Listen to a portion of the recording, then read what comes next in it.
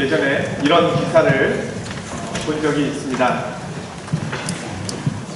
여관과 술집이 1%가 늘어나면 범죄율이 20%가 늘어난다는 것입니다.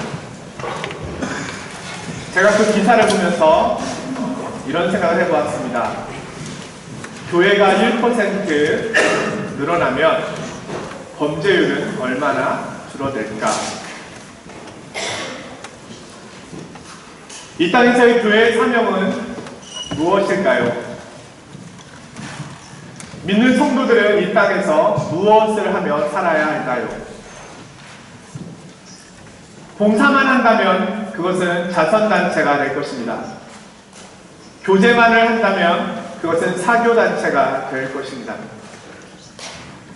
오늘 성경은 교회는 세상의 빛과 소금의 역할을 해야 한다고 말씀하고 있습니다. 이 말씀은 이 세상이 빛과 소금을 필요로 하는 상태임을 말씀해주고 있는 것입니다. 이 세상은 살맛을 잃었고 이 세상은 어둠 가운데 있습니다. 주님은 오늘 말씀하십니다. 너희는 세상의 소금이라, 너희는 세상의 빛이니라. 여기 너희라는 말은 굉장히 강조를 하고 있는 말씀입니다. 너희만이 세상의 소금이다. 너희만이 세상의 빛이다. 아무리 세상이 썩고 어두워도 나는 너희만을 믿는다. 왜냐하면 너희만이 세상의 소금이고 너희만이 세상의 빛이기 때문이다. 나는 너희들을 믿고 있다. 이런 내용의 의미가 이 말씀 안에 들어가 있습니다. 오늘 주님께서 말씀하고 계시는 너희가 세상의 빛이요 소금이라 할 때 너희는 누구입니까? 오늘 성경에서 우리가 볼 수 있는 것은 바로 12 제자들입니다. 오늘 이 말씀을 듣고 있는 우리도 이 대상에 해당될 수 있을 것입니다. 그런데 오늘 예수님 말씀을 들으면 한편으로는 어처구니가 없다는 생각이 듭니다. 우리가 알고 있듯이 12 제자들의 모습이 세상의 빛과 소금의 역할을 감당하기에는 너무 초라하고 보잘것없는 모습으로 보이기 때문입니다. 그들 대부분이 학문 없는 범인들이었습니다. 그들은 부유한 사람도 많지 않았고요. 또 그들은 세상적인 권세를 가진 이도 많지 않았습니다. 기댈 것도 없습니다. 아무것도 별 볼 일 없어 보이는 그들을 향하여 너희가 세상의 빛이다, 소금이다 라고 말씀하는 것입니다. 오늘 우리도 마찬가지입니다. 세상에는 우리보다 많이 배운 사람들, 더 많은 지식을 가진 사람들이 있습니다. 우리보다 훨씬 뛰어난 재능을 가진 사람들도 있습니다. 이 세상 앞에서 우리는 한없이 작게만 보입니다. 그럼에도 불구하고 주님께서는 우리를 향하여 말씀하십니다. 너희만이 세상의 소금이다. 너희만이 세상의 빛이다. 이것이 우리의 자리입니다. 예전에 한번 소개한 적이 있는데요. 이어령 교수가 쓴 우물 파는 사람이라는 책에 교회에 대하여 이런 이야기를 적고 있습니다. 식당이라고 해서 다 맛있는 음식만 나오던가, 병원 간다고 해서 병이 다 낫던가, 극장에 가면 재밌는 영화만 틀어주던가, 그래도 배고프면 식당을 가야 하고, 그래도 아프면 병원에 가야 하고,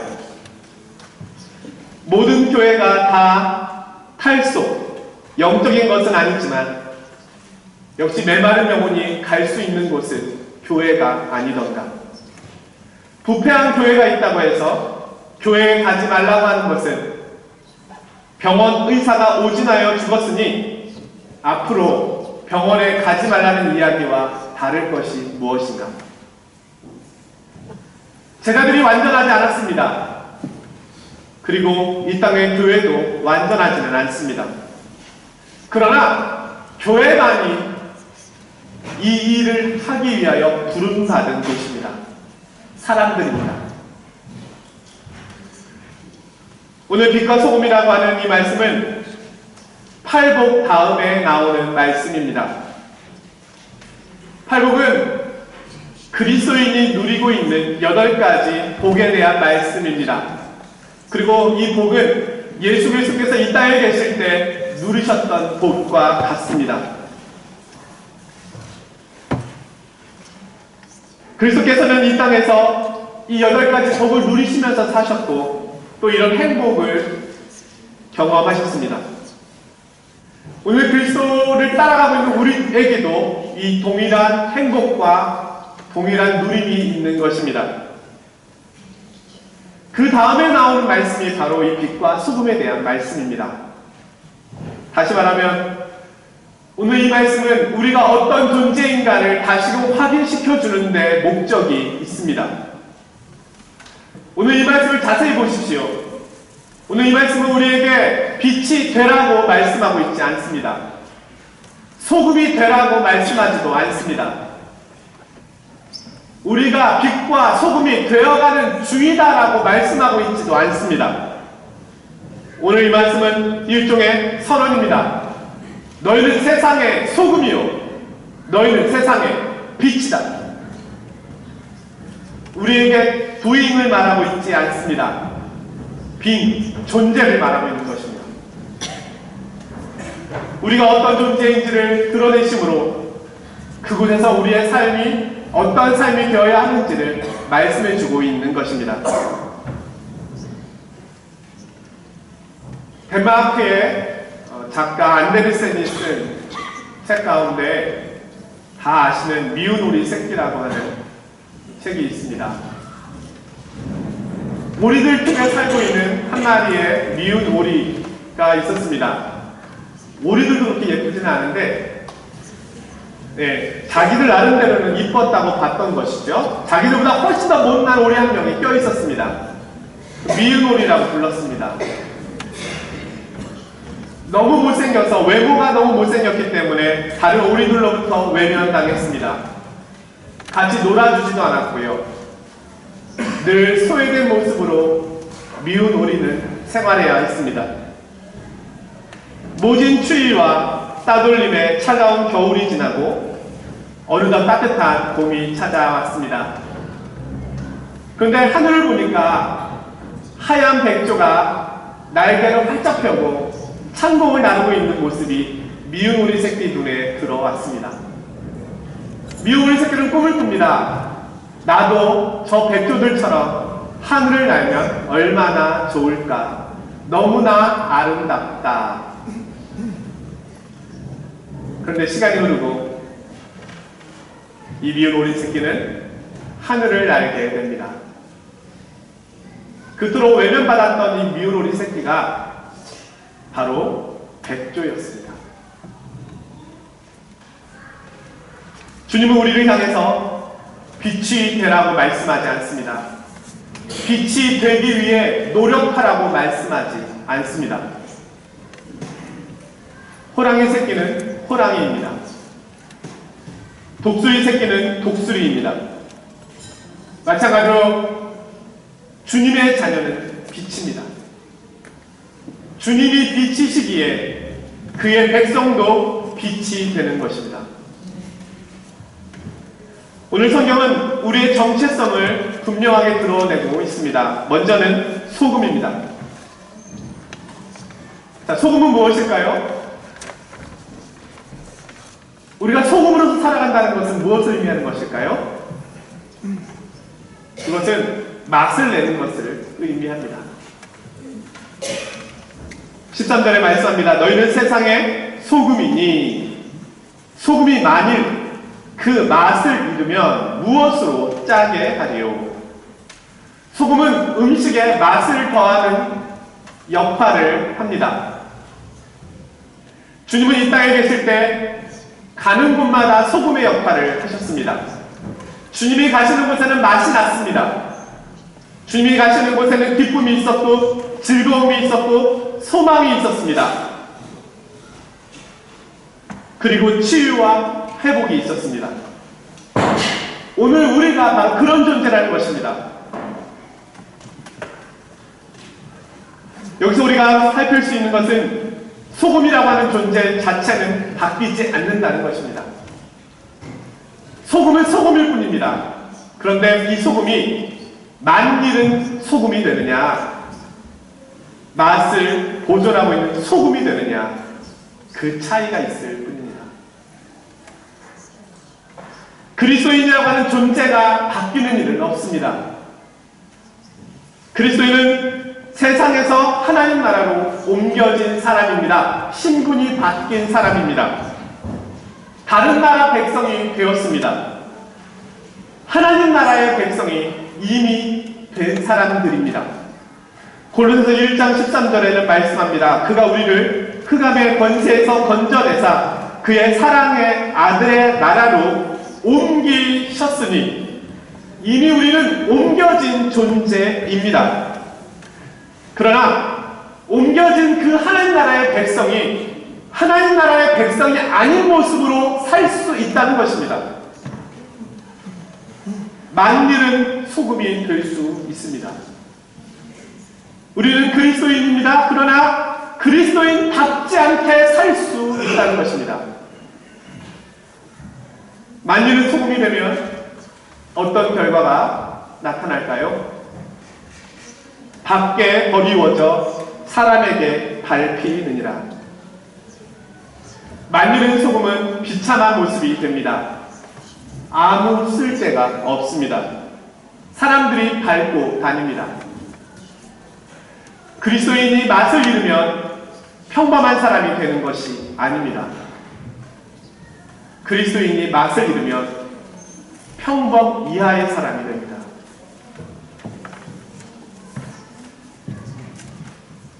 두 번째로 우리는 빛입니다. 우리가 빛이 될 수 있는 이유는 그리스도께서 빛이시기 때문입니다.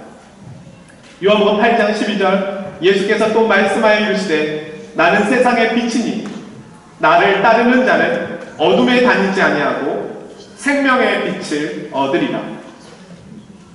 주님이 빛이십니다. 주님이 가시는 곳에는 어둠이 드러났습니다. 마치 거울과 같이 모든 사람들의 모습을 밝히 드러내고 비추셨습니다. 자신의 모습을 보게 하셨고 또 드러난 그 모습을 고쳐주셨습니다. 그리스도인은 이 생명의 빛을 받은 사람들입니다. 그러기에 우리도 빛이 되는 것입니다. 하늘에 떠있는 달은 스스로 빛을 내지 못합니다. 그런데도 달은 환하게 빛이 납니다. 그것은 달의 빛이 아닙니다. 태양의 빛이 반사되는 것이죠. 그리스도는 우리를 비추십니다. 그리고 그 빛이 우리를 통하여 세상을 비추게 되는 것입니다. 빛은 모든 것을 드러냅니다. 어둠을 드러냅니다. 오늘 14절에 말씀합니다. 산 위에 있는 동네가 숨기우지 못할 것이요. 칠흑같이 어두운 산이라 할지라도 밝은 빛을 감출 수는 없습니다. 도려 빛은 어두울수록 더 밝게 빛이 납니다. 세상이 어두울수록 그리스도인은 더 빛이 납니다.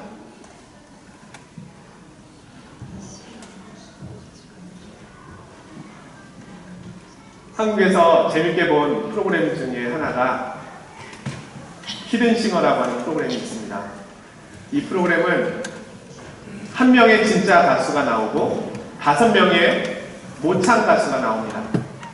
그리고 천막으로 다 칸을 막아서 가려놓습니다. 그리고 진짜 가수를 찾아내는 것입니다. 모창 가수들이 얼마나 연습을 많이 하는지 정말로 진짜 가수처럼 들립니다. 얼굴을 보지 않고 소리로만 듣기 때문에 진짜 낫을 찾아내는 것이 처음에는 굉장히 어려울 때가 있습니다. 근데 결론적으로 마지막까지 못 찬 가수가 진짜 가수를 이기는 경우는 흔하지 않습니다. 왜냐하면 몇 곡 정도는 진짜 가수처럼 부를 수 있습니다. 그런데 모든 곡을 진짜 가수처럼 부르기는 어렵습니다. 시간이 지날수록 진짜 가수는 드러납니다. 진짜 가수를 숨길 수는 없습니다. 에베소 5장 8절에서 9절에 소중한 말씀이 있습니다. 너희가 전에는 어두움이더니 이제는 주 안에서 빛이라. 여기서 말하는 너희가가 예수님을 믿는 우리를 말합니다. 우리가 이전에는 어둠이었습니다. 그러나 이제는 빛이 되었습니다. 빛의 열매는 모든 착함과 의로움과 진실함에 있느니라. 이 빛을 감출 수가 없습니다. 드러납니다.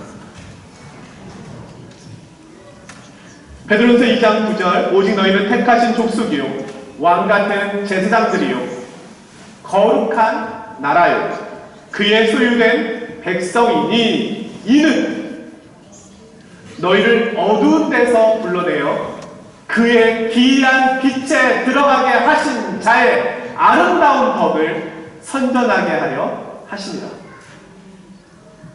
왜 우리를 부르셨습니까? 그분의 빛을 증거하도록. 그것이 그리스도입니다. 우리는 그의 귀한 빛 가운데로 들어갔습니다. 이 빛은 등잔대 위에 두는 등불로 비유됩니다. 하나님 우리를 세상에 비추시기 위하여 우리를 등잔대 위에 올려두십니다. 우리는 완벽하지 않습니다. 여전히 부족합니다. 옛 자아와 옛 성품이 여전히 있습니다. 오늘 이 말씀은 주님께서 우리에게 완벽함을 요구하는 말씀은 아닙니다. 그러나 오늘 이 말씀은 우리의 자리가 있음을 분명하게 말씀하고 있는 것입니다. 우리는 세상을 비추는 위치에 있는 사람들입니다.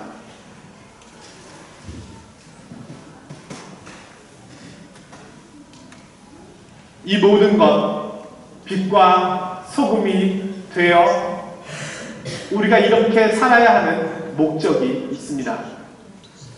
하나님께서 우리를 빛과 소금으로 부르셔서 행하시려고 하시는 것은 무엇일까요? 16절에 말씀합니다. 그것은 사람 앞에 비치게 하여 너희 착한 행실을 보고 하나님 아버지께 영광을 돌리게 하기 위함입니다. 하나님께서 우리를 빛과 소금으로 부르신 이유는, 또한 우리가 빛과 소금으로 살아야 하는 이유는 하나님의 영광을 위해서입니다. 그래서 절제할 수 있습니다. 인내할 수 있습니다. 예수 그리스도를 믿음으로 구원받은 하나님의 백성은 천국에 가는 것만이 목적이 아닙니다. 그것이 목적이라고 한다면 그리스도인이 된 순간 우리는 모든 목적을 다 이루었습니다. 그렇다면 우리는 무엇을 위해 살아야 하는 것입니까? 우리는 이 땅에서 무엇을 위해 살아야 할까요?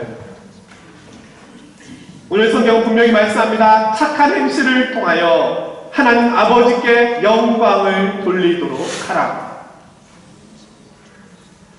여기서 말씀하고 있는 착한 행실은 주님께서 우리에게 가르쳐 주신 계명을 말씀하는 것입니다. 그 계명대로 사는 것, 그것이 착한 행실입니다. 그 계명의 가르침은 산상수훈의 말씀에 잘 기록되어 있습니다. 세상이 악하다, 힘들다, 소망이 없다 합니다. 맞습니다. 세상은 한 번도 소망이 있었던 적이 없습니다. 우리가 단지 헛된 기대를 했을 뿐이죠. 그러하게 주님께서는 우리를 빛으로 소금으로 부르신 것입니다. 그래서 나를 오늘 불러주신 것입니다. 빛과 소금으로 살아가는 것, 그것은 나의 일입니다. 세상 가운데서 우리는 그렇게 살아가야 합니다. 19세기 스코틀랜드 부흥의 선봉자의 역할을 했던 맥체인 목사님은 교회사적으로 작은 예수처럼 살다 간 사람이라고 하는 별명을 가지고 있습니다. 그가 어떻게 살았길래 이런 별명을 갖게 되었을까요? 그의 결심서에 이런 기록이 있는데요. 나는 육신이나 고통이나 집안 문제나 나에 대한 하늘의 언짢음이나 집, 교구, 교회, 국가의 모든 시련을 하나님께서 내 죄를 고백하라고 촉구하시는 표시로 사용해야 한다. 그는 세상에 대한 책임을 지고 살았습니다.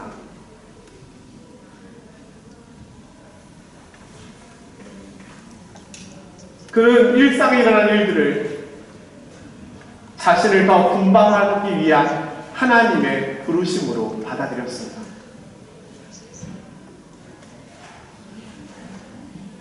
하나님은 오늘 우리를 빛과 소금으로 부르셨습니다.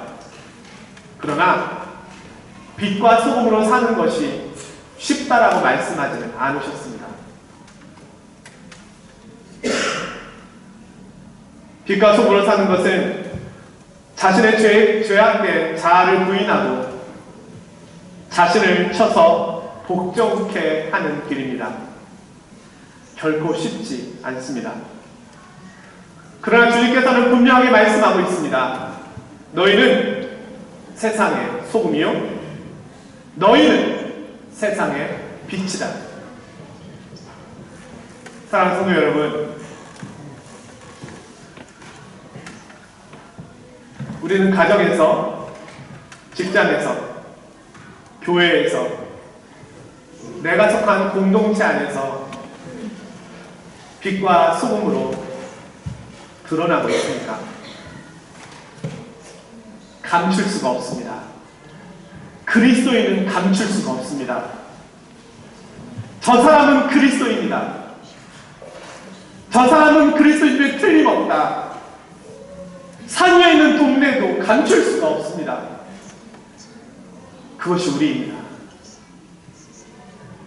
그리스도인이라고 하는 존재는 저와 여러분이 알고 있는 것보다도 훨씬 더 크고 위대한 존재입니다. 그리고 그리스도인의 존재는 흉내낼 수 있는 존재가 아닙니다.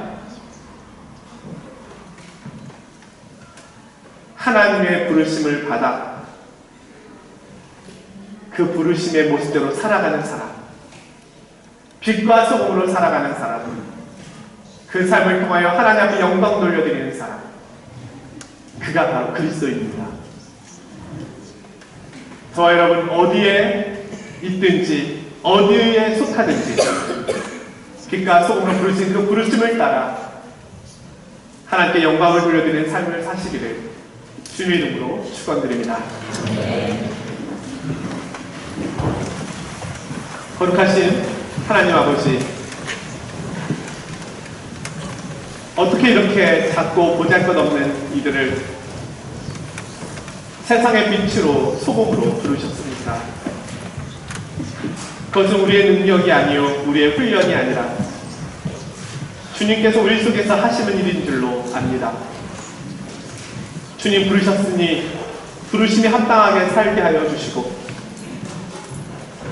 우리가 가는 곳마다 빛으로 소금으로 하나님의 영광 돌려드리는 삶을 살아갈 수 있도록 인도하여 주옵소서. 예수 그리스도의 이름으로 기도드리옵나이다.